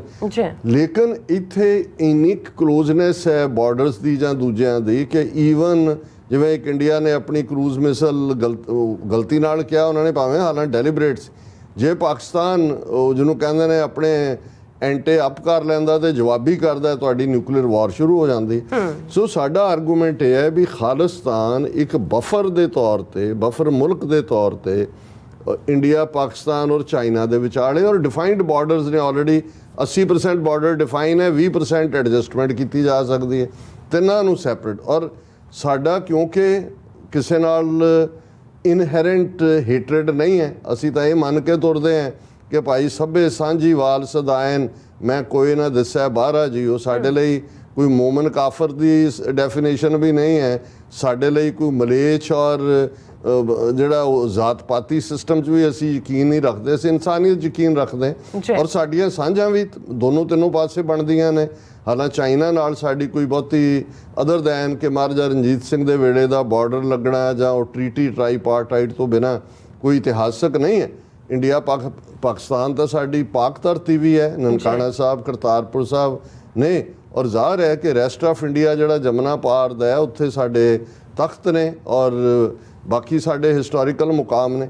ਸੋ ਸਾਡੇ ਲਈ ਅਸੀਂ ਇੱਕ ਬਫਰ ਦੇ ਤੌਰ ਤੇ ਇੱਕ ਪੀਸ ਮੇਕਰ, ਸਟੈਬਲਾਈਜ਼ਰ ਔਰ ਪ੍ਰੋਸਪੈਰਿਟੀ ਦਾ ਦਰਵਾਜ਼ਾ ਖੋਲ੍ਹਣ ਵਾਲਾ ਹੈ। ਜਿਹੜਾ ਇੰਡੀਆ ਪਾਕਿਸਤਾਨ ਦੌੜ ਲਾ ਰਹੇ ਨੇ, ਇੰਡੀਆ ਹੁਣ ਅਮਰੀਕਾ ਤੋਂ ਹਥਿਆਰ ਖਰੀਦ ਰਿਹਾ, ਪਹਿਲਾਂ ਰਸ਼ੀਆ ਤੋਂ ਬਹੁਤ ਖਰੀਦਦੇ ਨੇ, ਇਜ਼ਰਾਈਲ ਤੋਂ ਖਰੀਦ ਰਿਹਾ। ਸਭ ਤੋਂ ਜ਼ਿਆਦਾ ਮੇਰਾ ਖਿਆਲ ਹੈ ਇਸ ਵੇਲੇ ਜਿਹੜਾ ਵੈਪਨ ਬਾਇੰਗ ਮੁਲਕ ਬਣਿਆ ਬਾਹਰਲੇ, ਉਹ ਇੰਡੀਆ ਬਣਿਆ ਹੋਇਆ। ਪਾਕਿਸਤਾਨ ਨੂੰ ਆਪਣੀ ਸਰਵਾਈਵਲ ਲਈ ਮੈਚ ਕਰਨਾ ਪੈਂਦਾ, ਉਹ ਵੀ ਜਾ ਕੇ ਇੱਧਰ ਉੱਧਰ ਕਰਦੇ ਨੇ। ਔਰ ਚਾਈਨਾ ਉਹ ਆਪਣਾ ਆਰਸੇਨਲ, ਕਿਉਂਕਿ ਚਾਈਨਾ ਇੰਡੀਆ ਪਾਕਿਸਤਾਨ ਨਾਲ ਤਾਂ ਨਹੀਂ ਕੰਪੀਟ ਕਰਦਾ, ਉਹ ਤਾਂ ਅਮਰੀਕਾ ਦੇ ਲੈਵਲ ਤੋਂ ਦੇਖਦੇ। ਪਰ ਘੱਟੋ ਘੱਟ ਜੇ ਵਿੱਚ ਅਸੀਂ ਬਫਰ ਮੁਲਕ ਦੇ ਤੌਰ ਤੇ ਆ ਜਾਂਦੇ ਹਾਂ, ਇੰਡੀਆ ਪਾਕਿਸਤਾਨ ਦੀ ਇਹ ਦੌੜ ਖਤਮ ਹੋਏ ਤੇ ਦੋਨੋਂ ਹੀ ਮੁਲਕ ਜਿਹੜੇ ਗਰੀਬੀ ਦੇ ਨਾਲ ਘੁਲ ਰਹੇ ਨੇ, 40% ਤੋਂ ਲੋਕ ਗਰੀਬੀ ਰੇਖਾ ਤੋਂ ਥੱਲੇ ਨੇ, ਉਹ ਜਿਹੜੀ ਮਨੀ ਜਿਹੜੀ ਡਿਫੈਂਸ ਬਜਟ ਦੇ ਨਾਂ ਥੱਲੇ ਉਹਦੇ ਚੋਂ ਜੋ ਕਰਦੇ ਨੇ, ਉਹ ਹੈਲਥ ਸੈਕਟਰ ਦੇ ਵਿੱਚ, ਐਜੂਕੇਸ਼ਨ ਸੈਕਟਰ ਦੇ ਵਿੱਚ ਔਰ ਆਮ ਲੋਕਾਂ ਦੀ ਭਲਾਈ ਦੇ ਵਿੱਚ ਜਿਹੜੀ ਹੋਏਗੀ ਤੇ ਫਿਰ ਲੋਕਾਂ ਦਾ ਭਲਾ ਹੋਏਗਾ। ਸੋ ਸਾਡਾ ਆਰਗੂਮੈਂਟ, ਸੋ ਜੇ ਅਮਰੀਕਾ ਨੂੰ ਜਾਂ ਪੱਛਮੀ ਤਾਕਤਾਂ ਨੂੰ ਜਾਂ ਕੱਲ੍ਹ ਨੂੰ ਈਵਨ ਚੀਨ ਨੂੰ ਵੀ ਲੱਗਣ ਲੱਗ ਜਾਏ ਕਿ, ਔਰ ਮਦਦ ਇਵੇਂ ਹੀ ਹੁੰਦੀ ਹੈ ਜਿਵੇਂ ਮੈਂ ਰਿਪੀਟਡਲੀ ਇਹਨਾਂ ਦਿਨਾਂ 'ਚ ਕਿਹਾ ਕਿ ਜਦੋਂ 2 ਵਰਲਡ ਵਾਰਸ ਹੋਏ ਨੇ, ਹੁਣ ਉਹੀ ਮਿਡਲ ਈਸਟ ਜਿੱਥੇ ਅੱਜ ਇਹ ਸਾਰੇ ਮੁਲਕ ਨੇ, ਸਾਊਦੀ ਅਰੇਬੀਆ, ਜਾਰਡਨ, ਇਰਾਕ ਔਰ ਸੀਰੀਆ ਔਰ ਇਹ ਸਾਰੇ, ਇਹ 800 ਸਾਲ ਤਾਂ 700 ਸਾਲ ਤੋਂ 800 ਸਾਲ ਤੱਕ ਤਾਂ ਜਿਹੜੀ ਸਲਤਨਤ ਸੀ ਇਹਨਾਂ ਦੀ ਉਸਮਾਨੀਆ, ਜਿਹਨੂੰ ਆਟੋਮਨ ਐਮਪਾਇਰ ਕਹਿੰਦੇ ਨੇ, ਉਹਦੇ ਥੱਲੇ ਸੀ। ਫਸਟ ਵਰਲਡ ਵਾਰ ਹੋਇਆ, Ottoman empire middle East defeat ਹੋਇਆ, ਜੋ ਤੁਰਕੀ ਤੱਕ ਸਿਮਟ ਕੇ ਰਹਿ ਗਿਆ ਤੇ ਉਹਦੇ ਚੋਂ ਫਿਰ with the notch of the pen ਮੁਲਕ ਨਿਕਲੇ। ਸੈਕੰਡ ਵਰਲਡ ਵਾਰ ਬੇਸ਼ੱਕ ਨਾਜ਼ੀ ਔਰ ਫਾਸ਼ਿਸਟ ਮੁਸੋਲਿਨੀ ਦੀਆਂ ਫੌਜਾਂ ਹਾਰੀਆਂ, ਲੇਕਿਨ ਇਹ ਜਿੰਨੀਆਂ ਕਲੋਨੀਅਲ ਪਾਵਰਸ ਸੀ ਸਣੇ ਬ੍ਰਿਟਨ, ਫ੍ਰੈਂਚ ਔਰ ਸਪੈਨਿਸ਼, ਪੁਰਤਗੀਜ਼, ਇਹ ਕਾਲੋਨੀਜ਼ ਨੂੰ ਲੰਮਾ ਵਕਤ ਗੁਲਾਮ ਰੱਖ ਨਹੀਂ ਸੀ ਸਕਦੇ। ਉਹਦੇ ਚੋਂ ਕਿੰਨੇ 60 ਮੁਲਕ ਤਾਂ ਕਾਮਨਵੈਲਥ ਦੇ ਨੇ ਜਿਹੜੇ ਨਿਕਲੇ ਉਹਦੇ ਚੋਂ।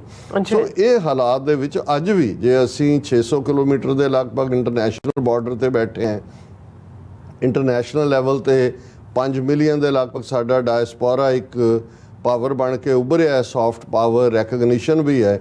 ਔਰ ਸਿੱਖ ਕੌਮ ਦੇ ਇਨਸਾਨੀ ਪੈਗਾਮ ਨੂੰ ਕੋਵਿਡ-19 ਦੇ ਚੱਲਦੇ ਆ, ਜਾਂ ਆਸਟ੍ਰੇਲੀਆ 'ਚ ਵਾਈਲਡ ਫਾਇਰਸ ਨੇ, ਜਾਂ ਫਲੱਡਸ ਨੇ, ਜਾਂ ਹੋਰ ਚੈਲੰਜਸ ਨੇ, ਜਾਂ ਹੁਣ ਯੂਕਰੇਨ ਵਾਰ ਦੇ ਵੇਲੇ ਸਾਡਾ ਹਿਊਮੈਨੀਟੇਰੀਅਨ ਕੰਮ ਹੈ, ਜਾਂ ਅਰਥਕੁਏਕਸ ਦੇ ਵੇਲੇ ਜਦੋਂ ਅਸੀਂ ਦੇਖਦੇ ਹਾਂ ਕਿ ਭਾਈ ਕਿਵੇਂ ਹਰ ਥਾਂ ਦੇ ਉੱਤੇ ਸਿੱਖ ਪਹੁੰਚੇ ਨੇ। ਜੀ। ਸੋ ਸਾਡਾ ਇਹ ਐਂਗਲ ਹੈ। ਸੋ ਉਹਦੇ 'ਚ ਕੌਣ ਕਿਹਨੂੰ ਵਰਤਦਾ, ਹਾਂ ਮਦਦ ਤਾਂ ਜ਼ਰੂਰ ਚਾਹੀਦੀ ਹੋਵੇਗੀ।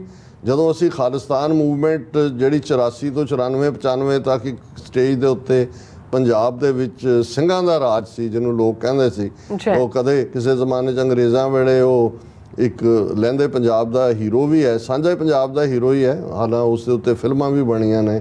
ਮਲੰਗੀ ਉਹ ਇੱਕ ਗਰੁੱਪ ਸੀ ਜਿਨ੍ਹਾਂ ਨੇ ਵੱਖਿਆ ਤੋਂ ਉਦੋਂ ਉਹ ਪੰਜਾਬ ਦੇ ਵਿੱਚ ਇਹ ਕਿਹਾ ਜਾਂਦਾ ਸੀ ਕਿ ਦਿਨੇ ਰਾਜ ਫਰੰਗੀ ਦਾ, ਰਾਤ ਨੂੰ ਰਾਜ ਮਲੰਗੀ ਦਾ, ਉਵੇਂ ਚੱਲਦਾ ਸੀ। ਸੋ ਪੰਜਾਬ ਦੇ ਵਿੱਚ ਵੀ ਦਿਨੇ ਭਾਵੇਂ ਹਰਲ ਕਰਦੀਆਂ ਉਹਨਾਂ ਦੀਆਂ ਗੱਡੀਆਂ ਘੁੰਮਦੀਆਂ ਸੀ, ਪਰ ਉਹਨਾਂ ਦੇ ਦਫ਼ਤਰਾਂ ਤੋਂ ਲੈ ਕੇ ਸਕੂਲਾਂ ਤੱਕ, ਉਹਨਾਂ ਦੇ ਅਦਾਰਿਆਂ ਤੱਕ ਹੁਕਮ ਪੰਥ ਦਾ ਚੱਲਦਾ ਸੀ। ਲੇਕਿਨ ਇੱਕਦਮ ਸਡਨ ਡਿਕਲਾਈਨ ਕਿਉਂ ਆਇਆ ਕਿ ਸਾਡੀ ਕਿਸੇ ਨੇ ਬਾਂਹ ਨਹੀਂ ਫੜੀ।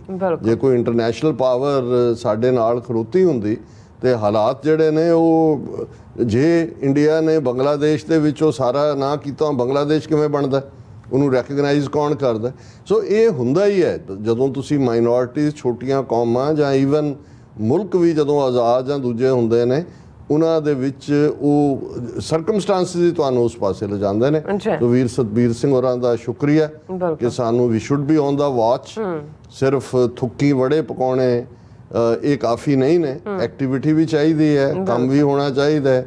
ਜੇ ਅਸੀਂ ਮੀਡੀਆ ਦੇ ਹਵਾਲੇ ਨਾਲ, ਜਿਵੇਂ ਅੱਜ ਦੀ ਆਵਾਜ਼ ਦੇ ਹਵਾਲੇ ਨਾਲ ਮੈਂ ਕਿਹਾ ਸੀ, ਮੈਂ ਕਿਹਾ ਵੀ ਜੇ ਤੁਹਾਡੇ ਉਸ ਜ਼ਮਾਨੇ 'ਚ ਜਦੋਂ 27 ਵਰੇ ਪਹਿਲਾਂ ਇਹ ਰੇਡੀਓ ਵੇਵਸ ਦੇ ਉੱਤੇ ਆਉਣ ਦਾ ਸ਼ੁਰੂ ਹੁੰਦਾ ਹੈ, ਜਾਂ ਅਸੀਂ ਚੜ੍ਹਦੀ ਕਲਾ ਇੰਟਰਨੈਸ਼ਨਲ ਪ੍ਰਿੰਟ, ਮੈਂ ਆਲਮੋਸਟ 25 ਸਾਲ ਤੋਂ ਜ਼ਿਆਦਾ ਉਹਦਾ ਐਡੀਟਰ ਇਨ ਚੀਫ ਰਿਹਾ। ਕੋਵਿਡ ਤੋਂ ਬਾਅਦ ਪ੍ਰਿੰਟ ਐਡੀਸ਼ਨਸ ਦਾ ਤਾਂ ਬਹੁਤੀ ਮਾਰਕੀਟ ਨਹੀਂ ਰਹੀ, ਤੇ ਇਹ ਉਹ ਜ਼ਮਾਨਾ ਸੀ ਕਿ ਇਹੀ ਵੈਪਨ ਸੀ ਸਾਡੇ ਕੋਲ ਜਿਹਦੇ ਨਾਲ ਅਸੀਂ ਆਪਣੀ ਗੱਲ ਕਰ ਰਹੇ ਸੀ। ਹੁਣ ਬੇਸ਼ੱਕ ਡਿਜੀਟਲ ਦੂਜਾ, ਤੁਸੀਂ ਉਹ IP ਬਾਕਸ ਤੇ ਜਾਓ, 350 ਪੰਜਾਬੀ ਚੈਨਲ ਹੈ ਜੀ, ਮਾਂ ਬੋਲੀ ਦੀ ਸੇਵਾ, ਮਾਂ ਫਲਾਣਾ, ਤੁਸੀਂ ਦੇਖ ਲਓ ਸਾਰਾ ਦਿਨ ਉੱਥੇ ਕੀ ਚੱਲਦਾ ਹੈ, ਕੀ ਖਬਰਾਂ ਦਾ ਹੁੰਦਾ। ਹੁਣ ਕੱਲ ਪ੍ਰੋਟੈਸਟ ਸੀ, ਕਿੰਨੇ ਚੈਨਲ ਜੀ ਉਹਨਾਂ 300 ਚੋਂ ਆਏ ਕਵਰ ਕਰ, ਸਵਾਏ TV 84 ਤੋਂ ਕਿਸੇ ਦੀ ਲਾਈਵ ਕਵਰੇਜ ਨਹੀਂ ਹੈ। ਔਰ ਇਹ ਠੀਕ ਹੈ। ਔਰ ਇਸ ਨੇ, ਕਿਉਂਕਿ ਜੇ ਅਸੀਂ ਪਿਛਲੇ ਜਦੋਂ ਅਸੀਂ ਇਹ ਪ੍ਰੋਗਰਾਮ ਕੀਤਾ 24 ਘੰਟੇ 40,000 ਦੇ ਕਰੀਬ ਵਿਊਅਰ ਆਉਂਦੇ ਨੇ ਉਹਦੇ ਤੇ, YouTube ਦੇ ਉੱਤੇ ਵੀ, ਵੈਸੇ ਵੀ ਜਿਹੜੇ IP ਬਾਕਸ ਰਾਹੀਂ ਵੀ ਦੇਖਦੇ ਨੇ। ਸੋ ਇੱਕ ਸੈਗਮੈਂਟ ਨੂੰ ਜਿਹੜਾ ਪੰਥ ਦਾ, ਉਹਨਾਂ ਨੂੰ ਇਹ ਰਿਅਲਾਈਜੇਸ਼ਨ ਹੈ ਕਿ ਬਈ ਇਹ ਜਿਹੜਾ ਮੀਡੀਆ ਬੜਾ ਇੰਪੋਰਟੈਂਟ ਹੈ। ਸੋ ਇਹ ਸਾਡਾ ਫਰਜ਼ ਬਣਦਾ ਹੈ ਕਿ ਵੀ ਸਿਰਫ ਗੱਲਾਂ ਦੇ ਨਾਲ ਜਾਂ ਦੂਸਰਿਆਂ ਦੀਆਂ ਖਬਰਾਂ ਦੇਖ ਕੇ ਤੁਸੀਂ ਤਬਸਰੇ ਕਰੋ ਔਰ ਆਪ ਉਸ ਤੇ ਕੁਛ ਨਾ ਕਰੋ, ਇਵੇਂ ਗੱਲ ਅੱਗੇ ਵੱਧਦੀ ਨਹੀਂ ਹੈ। ਕਿਉਂਕਿ ਤੁਸੀਂ ਭਾਰਤ ਦਾ ਦੇਖੋ, ਉਹ ਕਿੰਨੇ ਉਹਨਾਂ ਨੇ ਇਹਨਾਂ 9 ਦਿਨਾਂ ਦੇ ਵਿੱਚ 18 ਸਤੰਬਰ ਨੂੰ, ਜਿਸ ਦਿਨ ਜਸਟਿਨ ਟਰੂਡੋ ਨੇ ਕੈਨੇਡੀਅਨ ਪਾਰਲੀਮੈਂਟ 'ਚ ਖਲੋ ਕੇ ਭਾਰਤ ਨੂੰ ਜਵਾਬਦੇਹ ਬਣਾਇਆ, ਉਸ ਨੂੰ ਦੋਸ਼ੀ ਦੱਸਿਆ, ਭਾਰਤੀ ਏਜੰਸੀਆਂ ਨੂੰ, ਉਹਨਾਂ ਦੇ ਰਾਹ ਦੇ ਸਟੇਸ਼ਨ ਹੈਡ ਪਵਨ ਰਾਏ ਨੂੰ ਬਾਹਰ ਕੱਢਿਆ। ਤੇ ਤੁਸੀਂ ਜਦੋਂ ਪੁੱਠੀਆਂ ਛਾਲਾਂ ਲਫ਼ਜ਼ ਕਿਹਾ, ਇਵੇਂ ਹੀ ਹੈ ਕਿ ਵੀ ਤੁਸੀਂ ਦੇਖੋ ਕਿੱਧਰ ਨੂੰ ਜਾ ਰਹੇ ਸੀ। ਜਿਹੜਾ ਉਹਨਾਂ ਦੇ ਫੋਰਨ ਮਿਨਿਸਟਰੀ ਦਾ ਜਿਹੜਾ ਰਿਸਪੌਂਸ ਸੀ ਕਿ ਇੰਡੀਆ ਤਾਂ ਸੇਫ ਸੈਂਚੁਰੀ ਹੈ ਦਹਿਸ਼ਤਗਰਦਾਂ ਦੀ, ਡਰੱਗ ਪੈਡਲਰਸ ਦੀ, ਮਾਫੀਏ ਦੀ, ਫਲਾਣਾ, ਕਿ ਮਤਲਬ ਇਹ ਉਹਨਾਂ ਦਾ ਜਿਹੜਾ ਹੇਵਨ ਹੈ, ਸੇਫ ਹੇਵਨ ਹੈ। ਹੁਣ ਫਿਰ ਸਾਰੇ ਪੀਰੀਅਡ 'ਚ ਉਹਨਾਂ ਨੇ ਕਿਵੇਂ ਜਸਟਿਨ ਟਰੂਡੋ ਨੂੰ ਜਿਹੜਾ ਹੈ ਉਹ ਵਿਲੀਫਾਈ ਕੀਤਾ, ਸਿੱਖਾਂ ਨੂੰ ਕੀਤਾ, ਉਹ ਵੋਟ ਬੈਂਕ ਸਿੱਖ 2%, ਵੋਟਾਂ ਜਸਟਿਨ ਟਰੂਡੋ ਦੀ ਪੋਪੂਲੈਰਿਟੀ ਘਟ ਗਈ ਹੈ, ਉਹਨੇ ਥੱਲੇ ਚਲਾ ਗਿਆ, ਕੰਜ਼ਰਵੇਟਿਵ ਉੱਤੇ ਆ ਗਏ, ਬਥੇਰੇ ਖੱਬੇ ਸੱਜੇ ਇੱਧਰ ਉੱਧਰ। ਲੇਕਿਨ ਜਿਉਂ-ਜਿਉਂ ਇਹ ਸਾਰੇ ਕੇਸ ਦੀਆਂ ਪਰਤਾਂ ਖੁੱਲ੍ਹਦੀਆਂ ਚਲੀਆਂ ਗਈਆਂ, ਜਿਵੇਂ ਅਮਰੀਕਾ ਨੇ ਡਟ ਕੇ, ਔਰ ਫਿਰ ਆਸਟ੍ਰੇਲੀਆ ਔਰ UK ਨੇ ਵੀ ਜਿਹੜਾ ਉਹ ਨਾਲ ਫੋਲੋ I5 ਦਾ ਲਫ਼ਜ਼ ਸਾਹਮਣੇ ਆਇਆ ਕਿ ਭਾਈ ਇਹ ਸਾਰੀ ਕੰਟਰੀਜ਼ ਦੀ ਇੰਟੈਲੀਜੈਂਸ ਕੀ ਹੈ। ਤੇ ਹੌਲੀ ਜਿਹੜਾ ਇਹਨਾਂ ਦੇ ਦਿਮਾਗ ਨੂੰ ਗਊ ਮੂਤਰ ਦਾ ਨਸ਼ਾ ਚੜਿਆ ਹੋਇਆ ਸੀ, ਉਹ ਹੌਲੀ ਅਮਰੀਕਾ ਦੇ ਪੋਲੇ ਛਿੱਤਰਾਂ ਨੇ, ਕੈਨੇਡਾ ਵਾਲਿਆਂ ਦੇ ਸਖਤ ਛਿੱਤਰਾਂ ਨੇ, ਤੇ ਸਿੱਖਾਂ ਦੇ ਠੁੱਡਿਆਂ ਨੇ ਜਦੋਂ ਉਹਨੂੰ ਜਾਗਿਆ, ਹੋਸ਼ ਦੇ ਵਿੱਚ ਆਏ ਨੇ। ਤੇ ਹੁਣ ਤੁਸੀਂ ਦੇਖ ਸਕਦੇ ਹੋ ਕਿ ਵੀ ਇਹਨੂੰ ਅੰਗਰੇਜ਼ੀ ਵਾਲੇ ਤਾਂ ਲਫ਼ਜ਼ ਮੈਲਟ ਡਾਊਨ ਹੀ ਕਹਿੰਦੇ ਨੇ ਕਿ ਜੀ ਇੰਡੀਆ ਮੈਲਟ ਡਾਊਨ ਹੋਣਾ ਸ਼ੁਰੂ ਹੋਇਆ ਹੈ। ਉਹਨਾਂ ਦੀ ਫੋਰਨ ਮਿਨਿਸਟਰੀ ਦੀ ਸਟੇਟਮੈਂਟ ਜਾਂ ਦੂਜੇ, ਅਸੀਂ ਇਹੀ ਕਹਾਂਗੇ ਕਿ ਭਈ ਇਹਨਾਂ ਦੀ ਅਕਲ ਟਿਕਾਣੇ ਆਣੀ ਸ਼ੁਰੂ ਹੋਈ ਹੈ। ਕਿਉਂਕਿ ਜਿਨ੍ਹਾਂ ਬੁੱਤਾਂ ਨੂੰ ਇਹ ਖੁਦਾ ਸਮਝਦੇ ਸੀ ਕਿ ਜੀ ਅਮਰੀਕਾ ਹੁਣ ਸਾਡੇ ਮਗਰ ਲੱਗ ਗਿਆ ਹੈ, ਅਸੀਂ ਚਾਈਨਾ ਦੇ ਬੁਲਵਾਕ, ਔਰ UK ਰਿਸ਼ੀ ਸੋਨਕ ਤਾਂ ਸਰਟੀਫਾਈਡ ਜਵਾਈ ਹੈ ਸਾਡਾ ਬੈਠਾ, ਆਸਟ੍ਰੇਲੀਆ ਵਾਲਾ ਜਿਹੜਾ ਉਹ ਐਂ ਖਲੋਤਾ ਜਿਵੇਂ ਵੇਟਰ ਖਲੋਤਾ ਹੁੰਦਾ ਹੈ, ਜੀ ਉਹ ਵੀ ਮੋਦੀ ਕਰ ਰਿਹਾ ਨਾਲ ਖਲੋ ਕੇ। ਤਾਂ ਉਹਨਾਂ ਨੇ ਕਿਹਾ ਵੀ ਇਹ ਤਾਂ ਸਾਡੇ ਜਿਉਂਦੇ ਜਾਗਦੇ ਬੁੱਤ ਸਾਡੀ ਪੂਜਾ ਕਰ ਰਹੇ ਨੇ। ਪਰ ਉਹ ਜਿਵੇਂ ਇੱਕ ਉਰਦੂ ਦੀ ਲਾਈਨ ਕਹੀ ਜਾਂਦੀ ਹੈ ਕਿ ਜਬ ਦਿਆ ਰੰਜ ਬੁੱਤੋਂ ਨੇ ਤੋ ਖੁਦਾ ਯਾਦ ਆਇਆ, ਕਿ ਬੁੱਤ ਪ੍ਰਸਤੀ ਚੋਂ ਜਦੋਂ ਨਿਕਲਿਆ ਕੁਛ ਨਹੀਂ, ਰੰਜ ਨਿਕਲਿਆ ਉਹਦੇ ਚੋਂ, ਫਿਰ ਯਾ ਖੁਦਾ ਤੂੰ ਹੀ ਤੂੰ। ਹੁਣ ਇਹਨਾਂ ਦਾ ਹਾਲ ਇਨਫੈਕਟ ਇਹੀ ਹੈ। ਔਰ ਇਹ ਦਿਲਚਸਪ ਵਾਕਿਆ ਜਿਹਨੂੰ ਜੇ ਕੋਈ ਹੋਰ ਕਿਸੇ ਸੋਰਸ ਤੋਂ ਆਏ ਤਾਂ ਉਹਦੀ ਗੱਲ ਡਿਫਰੈਂਟ ਹੁੰਦੀ ਹੈ, ਜਦੋਂ ਕਹਿੰਦੇ ਨੇ coming from the horse mouth. ਹੁਣ ਮਿਸਟਰ ਬੌਬ ਰੇ ਜਿਹੜੇ ਨੇ ਉਹ ਕੈਨੇਡਾ ਦੇ ਐਂਬੈਸਡਰ ਨੇ ਯੂਨਾਈਟਿਡ ਨੇਸ਼ਨਸ, ਔਰ ਉਹਨਾਂ ਨੇ ਔਰ ਜਿਹੜੀ CBC ਹੈ ਕੈਨੇਡੀਅਨ ਬ੍ਰੌਡਕਾਸਟਿੰਗ ਕਾਰਪੋਰੇਸ਼ਨ ਕੈਨੇਡਾ ਦਾ ਆਫੀਸ਼ੀਅਲ ਚੈਨਲ ਹੈ, ਔਰ ਉਹਦੇ ਤੇ ਬੌਬ ਰੇ ਨੇ ਇਹ ਕਿਹਾ, ਔਰ ਜੇ ਮੈਂ ਉਹਨਾਂ ਦੇ ਲਫ਼ਜ਼ਾਂ ਨੂੰ ਹੀ ਦੁਹਰਾਵਾਂ ਕਿ ਵੀ ਉਹਨਾਂ ਨੇ ਐਗਜ਼ੈਕਟਲੀ ਕੀ ਕਿਹਾ। ਉਹਨਾਂ ਨੇ ਕਿਹਾ ਕਿ ਵੀ ਮੈਨੂੰ ਜਿਹੜੀ ਇੰਡੀਆ ਦੀ ਐਂਬੈਸਡਰ ਹੈ ਯੂਨਾਈਟਿਡ ਨੇਸ਼ਨਸ, ਜਿਹਨੂੰ ਪਰਮਾਨੈਂਟ ਰਿਪਰੈਜ਼ੈਂਟੇਟਿਵ ਵੀ ਕਹਿੰਦੇ ਨੇ, ਉਹ ਬੀਬੀ ਹੈ ਰੁਚਿਰਾ ਕੰਬੋਜ। ਇਹ ਬੜੀ ਪਾਕਿਸਤਾਨ ਦੇ ਖਿਲਾਫ ਬੋਲੇਗੀ, ਦੂਜੇ ਦੇ ਖਿਲਾਫ ਬੋਲੇਗੀ। ਹੁਣ ਇਹ ਬੌਬ ਰੇ ਐਂਬੈਸਡਰ ਕਹਿੰਦੇ ਨੇ ਕਿ ਵੀ ਜਦੋਂ ਮੈਂ ਆਪਣੀ ਸਪੀਚ ਕਰਕੇ ਹਟਿਆ ਤੇ ਫਿਰ ਸ਼ੀ ਪੁਲਡ ਮੀ ਅਸਾਈਡ, ਬੀਬੀ ਮੈਨੂੰ ਇੱਕ ਪਾਸੇ ਲੈ ਗਈ, to say it is important that we keep working together as the governments try to work out the situation that has to be worked on। ਉਹਨੇ ਕਿਹਾ ਕਿ ਜੀ ਇਹ ਜਿਹੜਾ ਹੈ, ਉਹਨੇ ਮੈਨੂੰ ਕਿਹਾ ਕਿ ਜੀ ਥੈਂਕ ਯੂ। ਉਹਦੇ ਉੱਤੋਂ ਉੱਪਰਲੀ ਲਾਈਨ 'ਚ ਆ ਕੇ approached him after the address to UN and thanked him. ਹੁਣ ਇਹ ਥੈਂਕਡ ਹਿਮ ਦੇ ਉੱਤੇ ਜਿਹੜਾ ਮੈਨੂੰ ਕੱਲ ਕਿਸੇ ਨੇ ਇਹਦੇ ਤੇ ਕਮੈਂਟ ਲਿਖਿਆ, ਉਹਨੇ ਕਿਹਾ ਜੀ ਵਾਈ ਡਿਡ ਸ਼ੀ ਥੈਂਕ ਹਿਮ। ਫਿਰ ਉਹਨੇ ਥੱਲੇ ਜਵਾਬ ਦਿੱਤਾ, ਉਹਨੇ ਇਸ ਲਈ ਸ਼ੁਕਰੀਆ ਕੀਤਾ ਕਿ ਕਿਤੇ ਤੁਸੀਂ ਖਾਲਿਸਤਾਨ ਨੂੰ ਮਾਨਤਾ ਦੇਣ ਦਾ ਮਤਾ ਨਹੀਂ ਲੈ ਆਉਂਦਾ ਯੂਨਾਈਟਿਡ ਨੇਸ਼ਨਸ। ਮੈਂ ਔਰ ਗੱਲ ਗਲਤ ਨਹੀਂ ਹੈ, ਕਿਉਂਕਿ ਹੁਣ ਜਿਸ ਲੈਵਲ ਤੇ ਇਹਨਾਂ ਨੇ ਕੈਨੇਡਾ ਨੂੰ ਅਪਮਾਨਿਤ ਕੀਤਾ ਹੈ, ਔਰ ਕੈਨੇਡਾ ਨੂੰ ਉਹਨੇ ਕਿਹਾ ਜੀ, ਇਹਨੇ ਤਾਂ ਨਹੀਂ ਕਿਹਾ ਵੀ ਉਹਨੇ ਕਿਹਾ ਜੀ ਮੈਂ ਬੋਲ ਕੇ ਜਦੋਂ ਹਟਿਆ ਤੇ ਉਹਨਾਂ ਦੀ ਐਂਬੈਸਡਰ ਜਿਹੜੀ ਆ ਰੁਚਿਕਾ ਕੰਬੋਜ ਮੈਨੂੰ ਪਾਸੇ ਲੈ ਗਈ and approached him after he addressed the UN Tuesday and thanked him. She pulled me aside to say it is important that we keep working together as the governments try to work out the situation that has to be worked on। ਕਿ ਜੀ ਅਸੀਂ ਇਹਨਾਂ ਮਸਲਿਆਂ ਨੂੰ ਗੱਲਬਾਤ ਜਾਂ ਦੂਜਿਆਂ ਰਾਹੀਂ ਹੱਲ ਕਰੀਏ। ਉਹ ਐਂਬੈਸਡਰ ਕਹਿੰਦਾ I took some comfort from that, ਕਿ ਮੈਨੂੰ ਇਹ ਸੁਣ ਕੇ ਬੜਾ ਥੋੜਾ some comfort, ਥੋੜਾ ਸਕੂਨ ਮਿਲਿਆ। I think that there is a room for diplomacy and I think we are going to see more room as we go forward। ਕਿ ਮੈਨੂੰ ਲੱਗਾ ਕਿ ਵੀ ਹੁਣ ਇਹਨਾਂ ਦਾ ਦਿਮਾਗ ਟਿਕਾਣੇ ਹੈ, ਡਿਪਲੋਮੇਸੀ ਲਈ ਤਿਆਰ ਨੇ। ਉਹਨਾਂ ਨੇ ਕਿਹਾ ਵੀ ਜਿਉਂ-ਜਿਉਂ ਅਸੀਂ ਅੱਗੇ ਵਧਾਂਗੇ ਇਹ ਜਿਹੜਾ ਪਾਰਟ ਹੈ ਇਹ ਹੋਰ ਵੀ ਸਾਹਮਣੇ ਆਏਗਾ। ਔਰ ਇਹ ਇਸ ਦੇ ਨਾਲ ਹੀ ਜਦੋਂ ਅਸੀਂ ਦੂਸਰਾ ਪਾਰਟ ਦੇਖਦੇ ਹਾਂ S ਜੈਸ਼ੰਕਰ, ਉਹ ਕੱਲ ਹੁਣ 7 ਦਿਨ ਦਾ ਉਹਦਾ ਅਮਰੀਕਾ ਦਾ ਦੌਰਾ, 4 ਦਿਨ ਤਾਂ ਬੋਲਿਆ ਨਹੀਂ। ਕੌਂਸਲ ਔਨ ਫੋਰਨ ਰਿਲੇਸ਼ਨਸ ਦੇ ਵਿੱਚ ਕੱਲ ਉਹਨੇ ਐਡਰੈਸ ਕੀਤਾ, ਔਰ ਉਹਦੇ 'ਚ ਜਿਹੜੀ ਟੋਨ ਇਹਨਾਂ ਦੀ ਬੀਬੀ ਕੰਬੋਜ UN ਐਂਬੈਸਡਰ ਨੇ ਲਈ, ਉਹੀ ਇਹਨਾਂ ਦਾ ਹੈਡਲਾਈਨ ਹੀ ਹੈ।